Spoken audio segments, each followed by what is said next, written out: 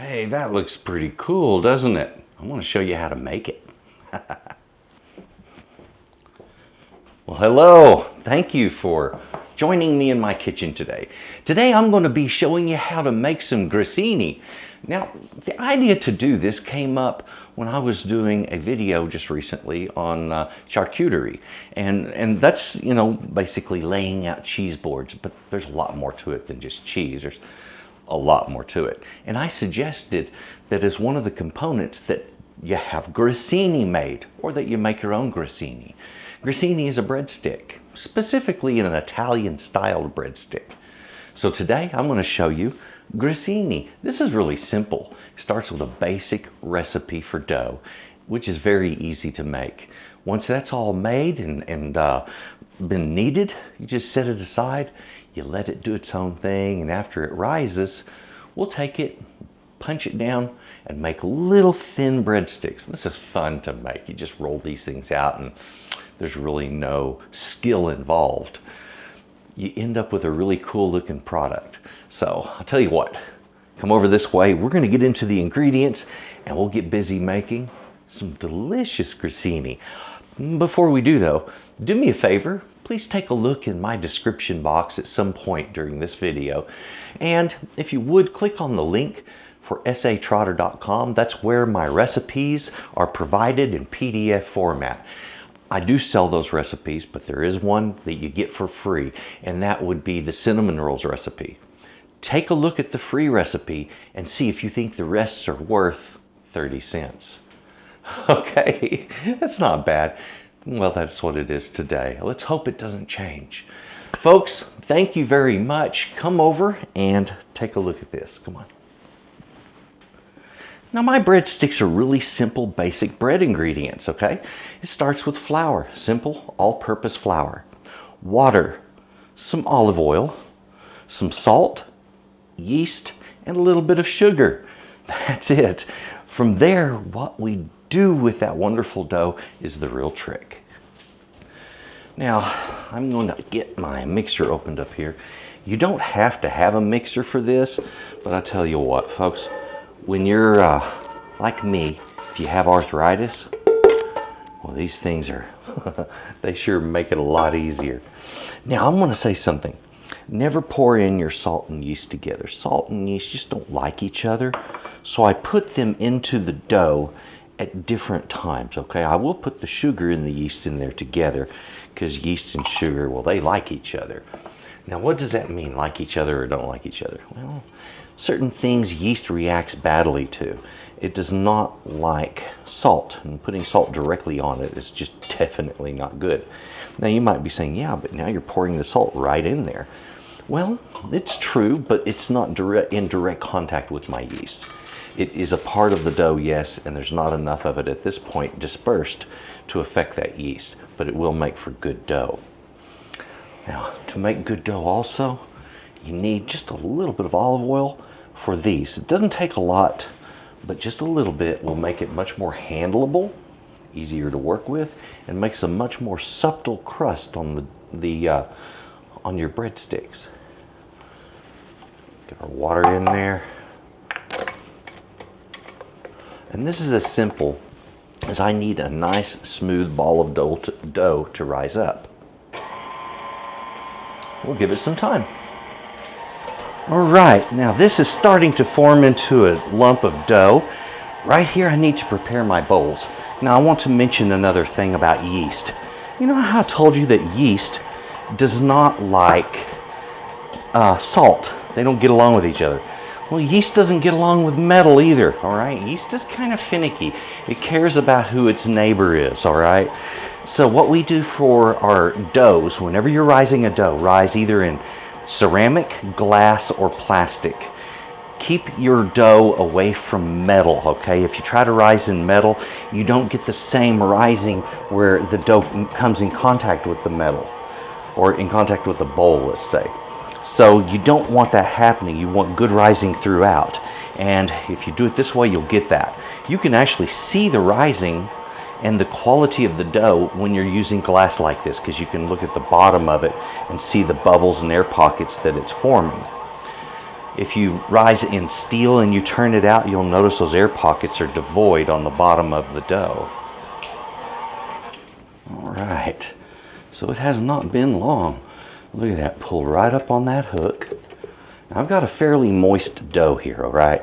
I did that quite on purpose. I wanted a semi-high hydration dough, but it's not fully mixed. I have some here that's smooth and some that's kind of granular looking, so I need to give it a moment more in the kneading process. Probably about another, 4 minutes at the most. All right, now I set up a timer at the end of the last clip and it has been 3 minutes 30 seconds. I said it'd be about 4 minutes, right, roughly? So let's take a look at this now. It's looking a little more smooth throughout, a little more even. Not perfect, but hey, it's looking good. The whole idea here is I wanted something that wasn't too terribly difficult. Now, see how this is a little bit sticky? A little bit of it is sticking to me. It's coming out nice and smooth and kind of, it's nice and elastic already, but that needs to improve. Oh, there we go. I need to get more elasticity out of this dough, and the way to do that is to get that gluten to develop, all right? And that makes that nice stretchy quality there. And the way to do that is to give it some time. So down in the old bowl it goes. And that stickiness is the reason I put that oil right in there. All right, now this is in its bowl. I need to cover it. Just let it set and rise, okay? This is nothing special. Now, I'm gonna set my timer again so you'll know how long it takes for mine to rise. And I'm gonna let you know I used cold water, not hot, even though I recommended hot water, which will speed up the rise. We're gonna see how well this goes without it. All right, so that was just tap temperature water, so it was about, 75 degrees roughly. Start this, we'll just let it count up and do its thing. We'll take a look at that timer after this is risen up nice and pretty. It's just a matter of set it aside and be patient. Also think about things that you can use on breadsticks. What can you top a breadstick with? You know, there's the basic stuff like maybe sesame seeds or poppy seeds. How about a nice large grained sea salt, okay? Big flake sea salt. All right, so something like that could be really cool. Consider it. In the meantime, be patient. Well, looks like our dough has risen up just a little bit. I've got it right here, and so we'll know our time. Right now it says 36 minutes. Well, that wasn't 36 minutes. It was actually an hour and 36 minutes. It's turned over one time.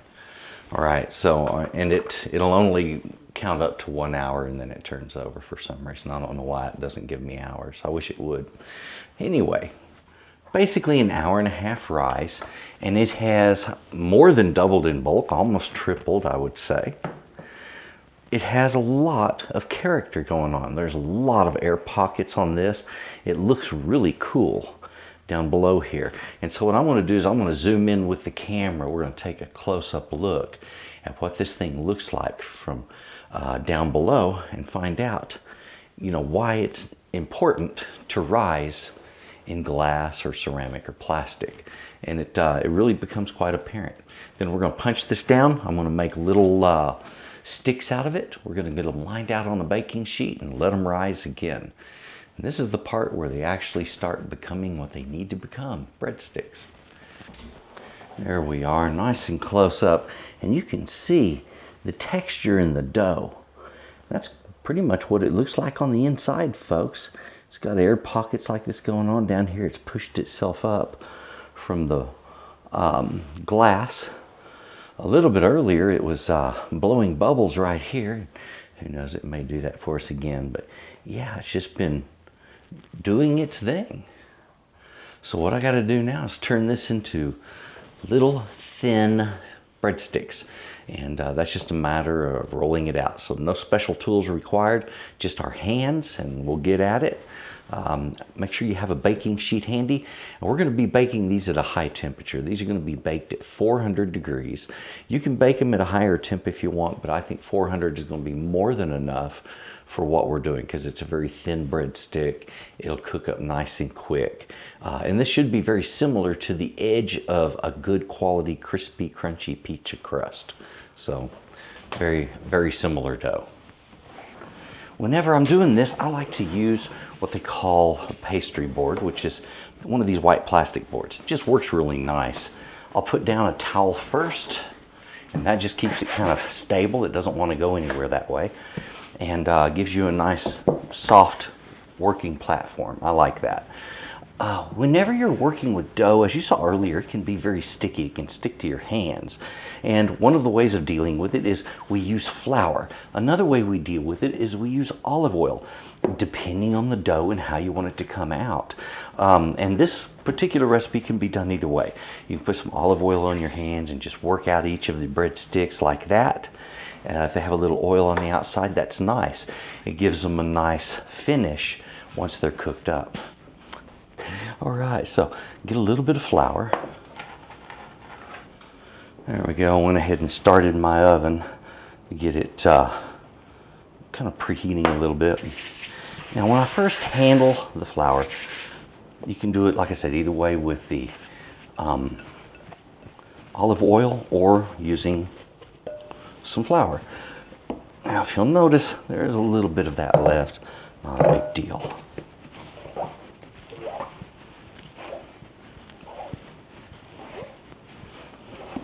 Now this dough, I'm going to tell you, it's really good feeling, very slick, satiny, easy to work. It's very soft, okay? So this is dough you don't have to be afraid of at all.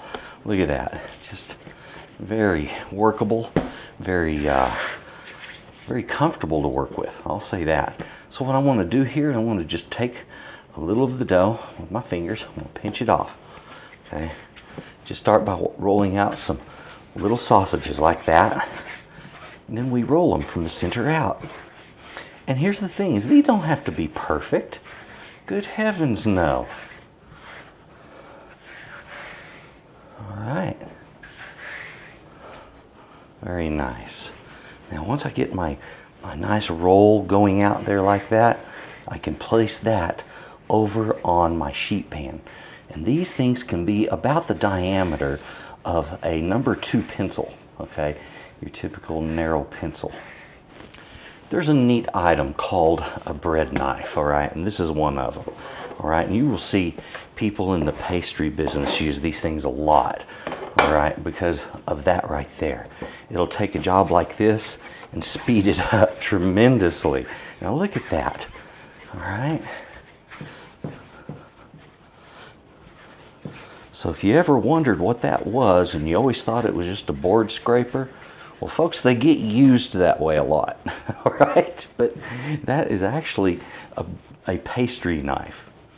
So when I bought that, that's what I paid for, was a pastry knife. So it's about the size of what? One of my fingers? Maybe a little bigger. I thought that's a good reference. Well, as you can see, I've got a few of these little guys made. And what I'm doing is just what I started earlier, which is make myself some little cuttings about the size of a finger each, and then turn them into a breadstick. Okay. So as you can see, if you want, you can actually work these two-handed, you know, when you're getting them to this stage. And I find that doing this and letting them rest for a little bit, just like that, makes it easier to do that final rollout. I don't know, the dough just gets a little more agreeable for some reason.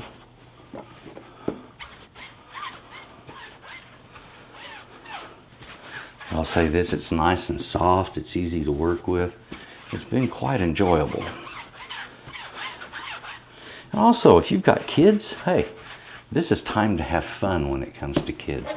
Dough is always a good time for kids. Never be afraid. So let the kids have fun with the dough, okay? It's one of the best ways to start in the kitchen. Okay, now this part here is all about just even downward pressure as you slowly work your hands outward, okay? And that's all I do. And once you get used to doing it, it'll be fine. Now I'm getting ready to put these in the oven, but I want to top these off. Now there's two ways you can do these breadsticks. One way is you can spray them lightly with water. Actually, three ways. Put it in the oven as it is. Second way, spray it lightly with water or brush it. But if you brush it, you're probably going to injure them. They're real delicate. So spray it with water, sprinkle your salt over it, put it in the oven. Second way, spray it with oil, like olive oil, sprinkle it with salt, put it in the oven. Also, you could sprinkle it with other things like sesame seeds or poppy seeds, things like that.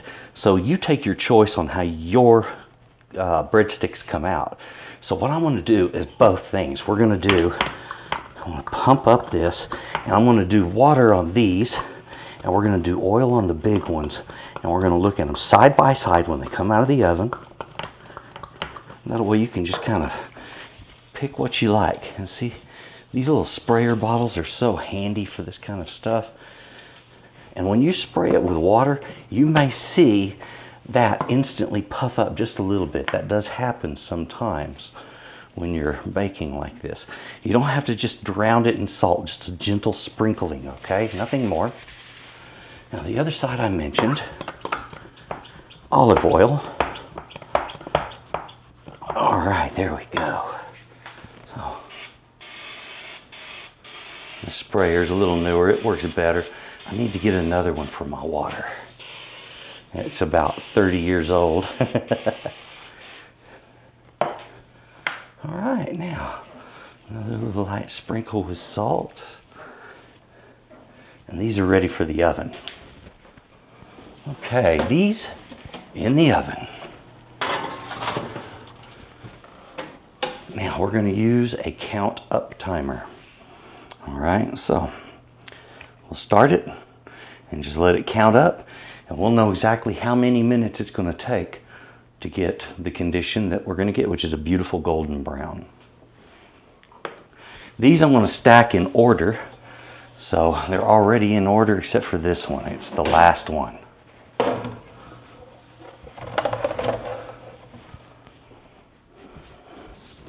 Okay, I've got those in the oven. My timer is running, and we're up and ready to go here. Now, I'll tell you what, this is the kind of recipe that, you know, you can be used in a lot of different ways. This is a wonderful bread recipe, and you can make buns and loaves, all kinds of different stuff with it. And so feel free to experiment. Feel free to experiment with these breadsticks. Make them thicker or thinner or however suits your fancy. If you want to make them U-shaped, and bake them up that way, or bake them in the shape of various different letters or whatever, you can do that. It's just having fun, that's all it is. So feel free. And when it comes to how you top it, well, that's your business. I would recommend that you experiment with different items and see which way really suits you the most. This is a great little item for parties, for Super Bowl party, think about that. Hey, as well as gatherings, celebrations, or hey, just something nice to have around the house. They don't have to be eaten that day. They do stay fresh for several days. So enjoy your grissini. This is an Italian breadstick. They're fun, easy, and delicious. Our breadsticks have been in there now for about 14 minutes and some seconds, 15, 16 seconds. So, go ahead and grab these. Now we got some nice browning going on there. I'm gonna go ahead and get my next one in because those look beautiful. These look exactly like what I was hoping for. Let's look up close and see if we see any real difference between water or olive oil. Now look at that. We have these, they're beautifully browned. I'm seeing maybe slightly more, just very slightly more browning on the water than on the oil. However, I'm seeing more even browning on the oil than on the water. All right, so, you know, use it for what you want to use it for. Let's look at the bottom, see that? Got a nice crusty side to them. These are perfect and they'll be beautiful. Okay, so that'd make a great table decoration, and we'll take a look at that in a minute. The quantity of all the ingredients that we use today starts with that flour over here. That's 4 1/2 cups of flour. I used about 2 tablespoons of olive oil, 1 3/4 cup of water, and on your water, use hot water for that if you want your dough to rise a little bit quicker. Not boiling, no hotter than 120 degrees when you use the method that I show you. With the salt, that is 2 teaspoons of salt, 4 1/2 teaspoons of yeast, 2 tablespoons of sugar for one simple, easy recipe. Let's take a look at the final product. Now look at that, beautiful grissini. It's all finished up. These are wonderful little breadsticks. Mighty hot also. And I got a bunch more here. It's just about now how to display these things. And I've got this guy I plan to stand them up in. This is going to look really good. I'm going to give these just a few minutes to cool. Ouch, there we go. Get my asbestos fingers going here. Okay, we'll give it just a few minutes, and once that's finished cooling, I'm going to line my bain-marie here, and we are ready to go. It's a beautiful setting when it's done just right. I'm going to go ahead and get these in here now that they have cooled enough to at least handle. And the neat thing about grissini is it makes just this most really cool tabletop display. There we go. And the thing of it is, that's inviting. It looks good. And in the middle of any special occasion display, that works right there, folks. That is grissini. There we have it. It's all finished up. We're in a beautiful display. That is what I'm talking about. Beautiful breadsticks done the right way make it a very simple but elegant setting. You know, looks very nice when it's put together just right. And these little guys,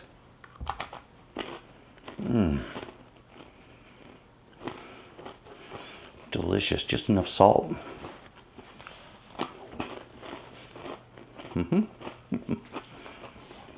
An excellent accompaniment to a meal. Also, just a good snack, party snack. Consider Super Bowl. That'll be a cool item. Also, if you are thinking about doing a charcuterie board, consider this. Consider doing grissini. It'll make your charcuterie board, it'll make it. Put some ornamentation around the base of this, you know, some parsley, set it in the middle of the display, and it brings out this upper liveliness that'll just be too sharp. Folks, thank you very much for watching this. Please enjoy your breadsticks. I'm going to enjoy mine. They're delicious. And thank you very much for watching. Please do me a favor. Look right down there in the description box. You know, yeah, right down there. Look in that description box and you're going to see links to my website. That's where my recipes are provided. Hey, right now you can get the cinnamon rolls recipe for free. Just go get that, download it, look at it. If you think it's worth it, if you think it's worth 30 cents, take a look at the others. And I'll tell you what, use some good recipes there. Thank you very much. Also, join me on social media. Check out the rest of my videos. Do me a favor and subscribe. Click that bell notification so you get notifications when I put out videos, which is right now pretty regularly. And we'll have all good time together. Have a good day.